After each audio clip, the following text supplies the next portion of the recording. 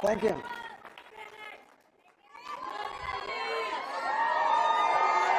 Thank you, thank you. Thank you very much. Gracias, gracias.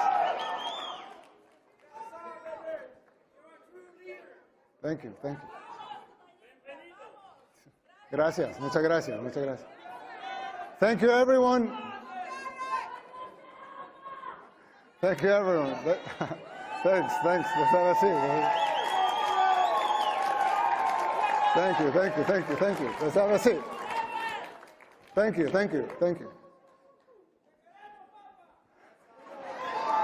I love you too. Dear Matt and Mercy, thank you for the kind invitation to have me here at CPAC. It is truly an honor to be here just a few days after our presidential and legislative elections, which, by the way, they pulverized the opposition. They say globalism comes to die at CPAC. I'm here to tell you that in El Salvador, it's already dead.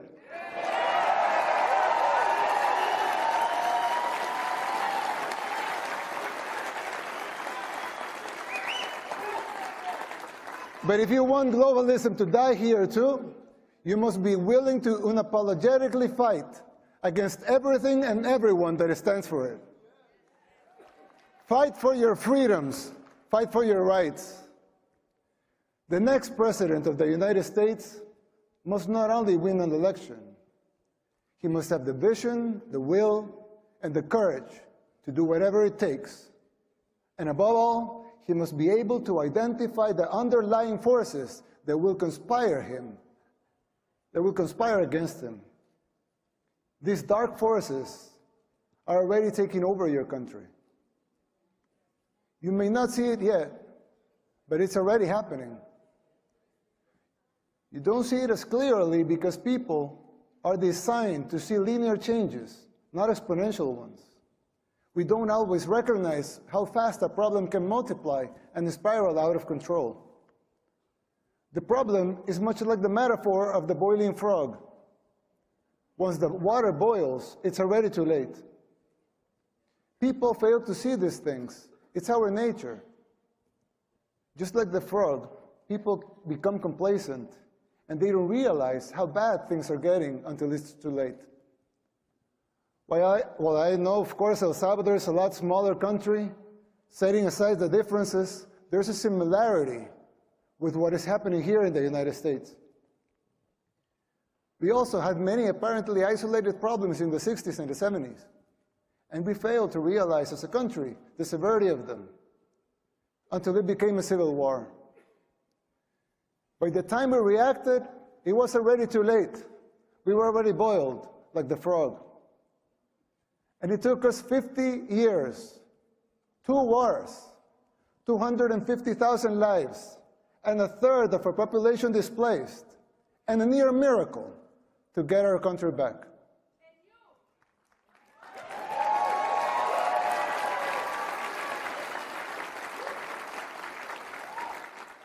As your friend, I want to issue this warning so you don't make the same mistakes we did in the 60s and the 70s.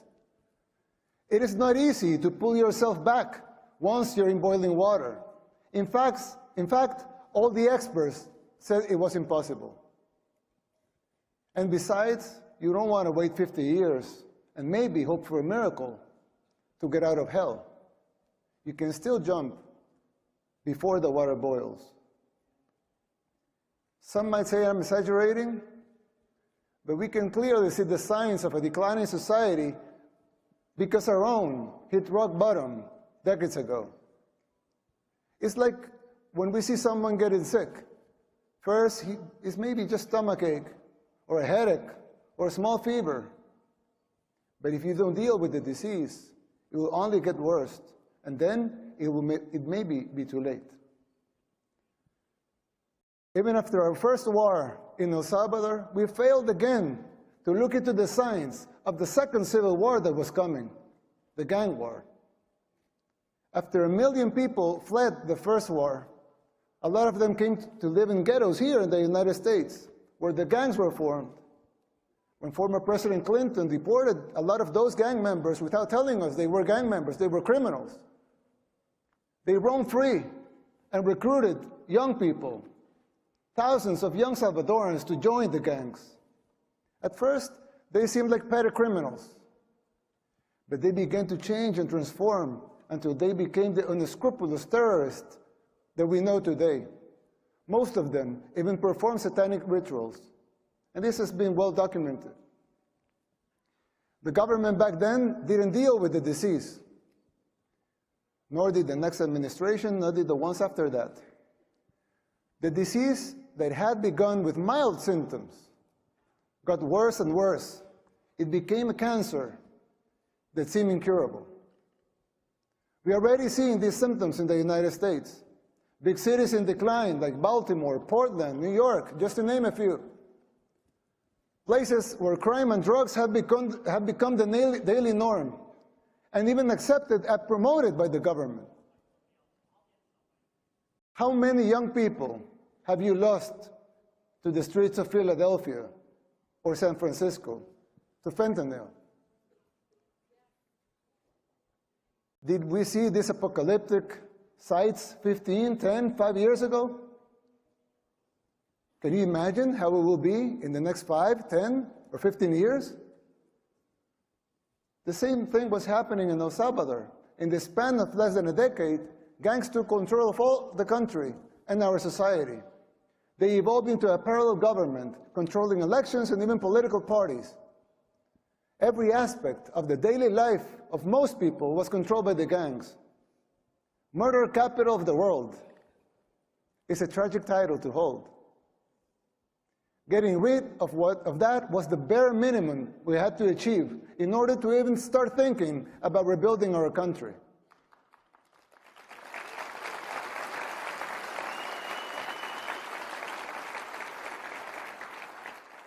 But jumping out of the water when it's already boiling is an almost impossible feat. You are not there yet. And believe me, you don't want to be. We didn't think about to cleanse our society. We arrested the terrorists, but we have to remove corrupt judges and corrupt attorneys and prosecutors.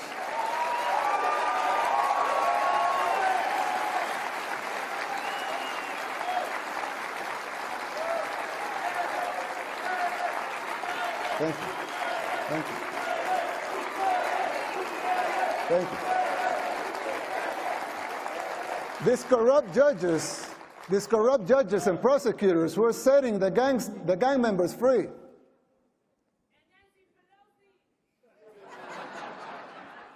And it wasn't just the gangs. The corrupt system worked in tandem with the so-called international community, the NGOs, and of course the fake news, just like it happens here in the United States. Unelected bureaucrats are trying to instate public policy. Who elected them? They don't have a democratic mandate. If they want a seat in the table, they should run for office. Let the people vote.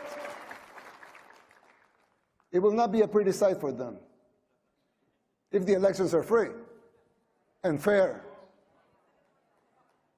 I mean, who elected Soros to dictate public policy and laws? Why does he feel entitled to impose his agenda? Let me tell you something. Soros and his cronies hit a brick wall in El Salvador.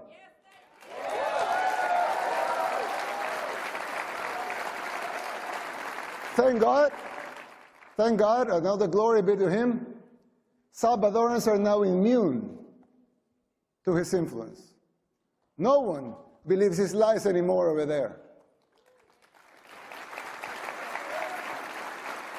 We just had free and fair elections, and we won in a landslide with more than 84% of the vote.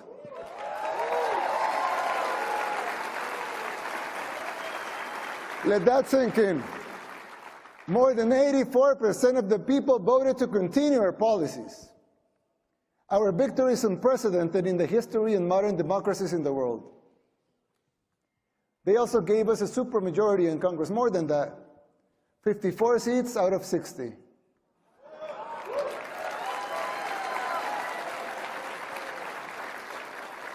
"57 if we count our allies.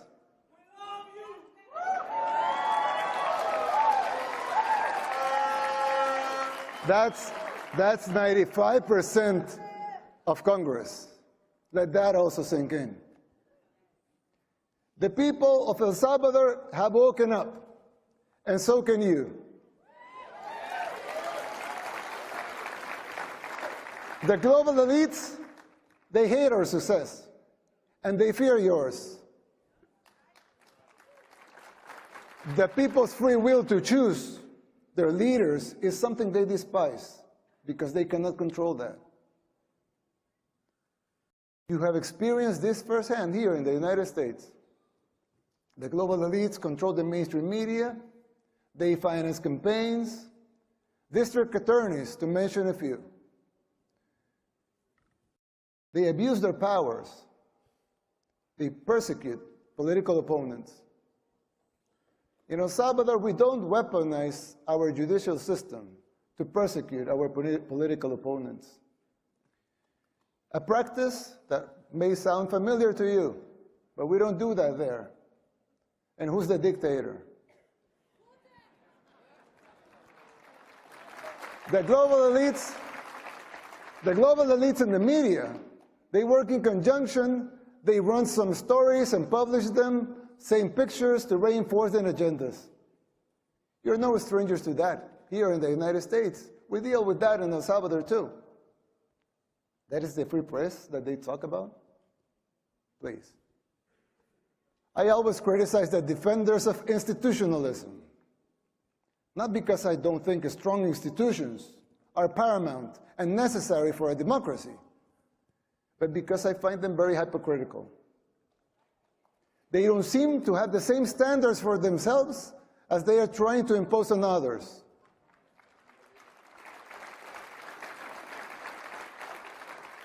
But there's yet another component that is more dangerous than a simple double standard. Institutions were created to serve the people, and not the other way around.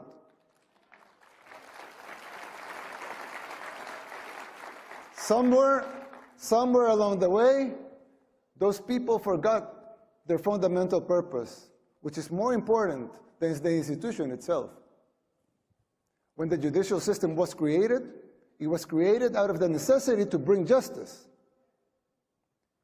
But now, it seems like survival and control of the judges, of the AGs, among others, are paramount. And the need to bring justice is merely a little more than an afterthought. Another example, the police was created to bring law and order. Let them seek law and order then. But now some of them are even afraid to do their job because they fear the consequences for doing it. They should be encouraged to fulfill their foundational roles without fear of repercussions that distract them from their missions.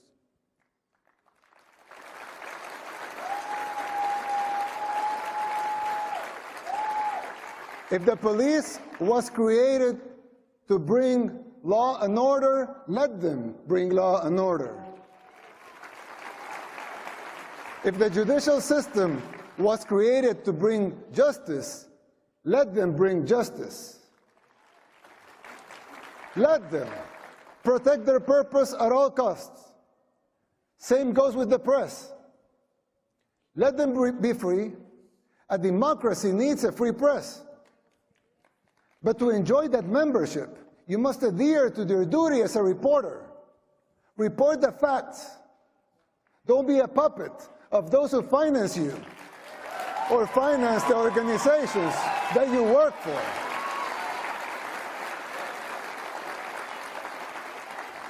Your freedom of speech will always be protected. We believe in free speech. Everyone here believes in free speech. Your free speech will always be protected. But don't call yourself a journalist if you're just an activist. Don't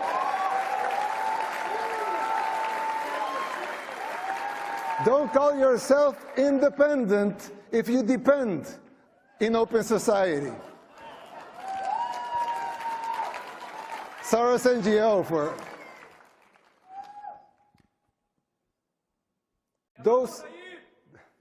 those sacred institutions have morphed away from the reason they were created. We should not defend those institutions for the sake of being institutions. Instead, we should defend the principles that created those institutions in the first place.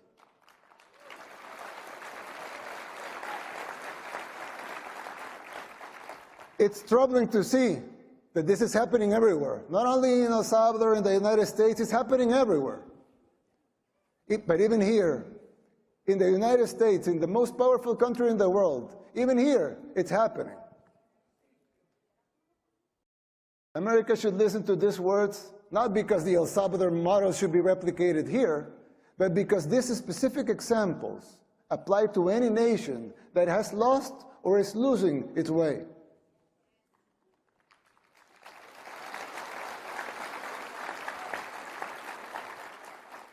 Ask yourself why this is happening, who is supporting it, and whether it is by ignorance or by choice. And fight it. Fight it with all your heart and soul, and be the beacon of hope. And be the beacon of hope that your founding fathers, with all their faults like every human being has, dreamt for your country.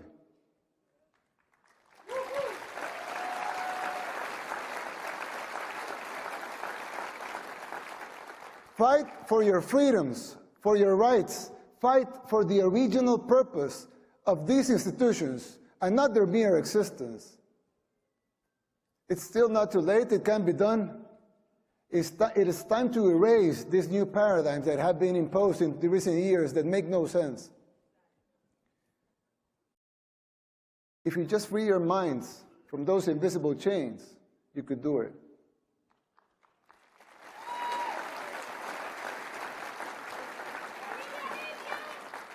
This shift is an extremely dangerous trend that undermines these institutions. Effectiveness and their credibility is at stake, both home and abroad. This is a warning from a friend. You should adhere to their foundational principles and purposes and denounce this new institutionalism. Now, you would think that's it. As it wasn't enough, right? But unfortunately, there's more. There are other symptoms that are even more difficult to diagnose. For instance, the financial situation of the United States. When I talk to my conservative friends right here, they always tell me that the problem is high taxes. But they're wrong. Of course, high taxes are extremely high here in the United States. I give you that. You're right in that. But that's not the real problem. The real problem is not the high taxes themselves, but the fact that they are not even really funding the government. Not even those high taxes, higher than a lot of places in the world, not even those taxes are really funding the government. So who's financing the government? Government is financed by treasury bonds, paper. And who buys the treasury bonds? Mostly the Fed. And how does the Fed buy them? By printing money. But what backing does the Fed have for that money being printed? The Treasury bonds themselves. So basically, you finance the government by printing money out of thin air. Someone could ask, well, so if the government can print unlimited amounts of money out of thin air, why did they collect taxes?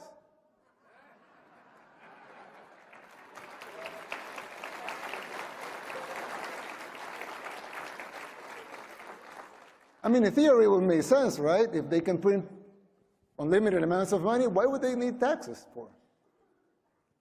The answer is simple, but it's very shocking. The real problem is that you pay high taxes only to uphold the illusion that you are funding the government, which you are not.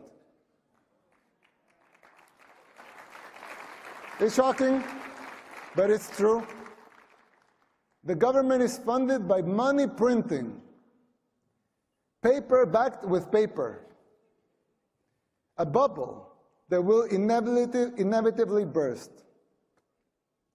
The situation is even worse than it seems, because if most Americans and the rest of the world were to become aware of this farce, confidence in your currency would be lost, the dollar would fall, and the Western civilization with it.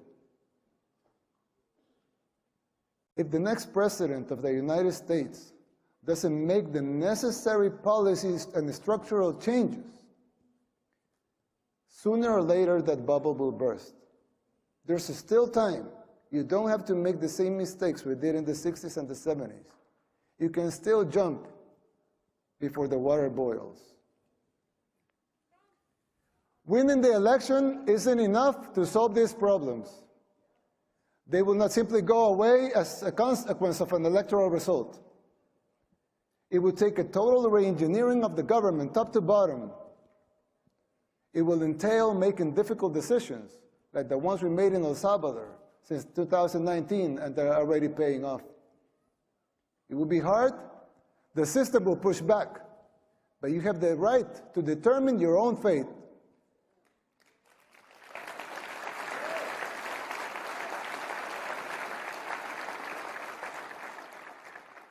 Salvadorans did the same. The decision for the direction of our nation was ours, and it continues to be ours. We didn't tolerate being told what to do. In doing so, we did the unthinkable. Against all adversity, we transformed El Salvador from the most dangerous country in the world to the safest in the Western Hemisphere.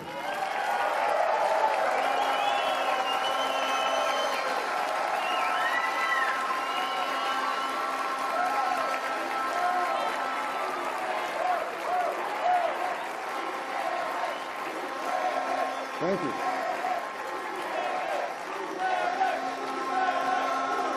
Thank you. We did it by defying the global elites. We told them no more. And that is my message to you. Put up the fight, because it is, in the end, it will be worth it. It has been for us, and you will have your country back. May God bless you. May God bless the people of the United States. May God bless El Salvador and the future of both our nations. Thank you very much.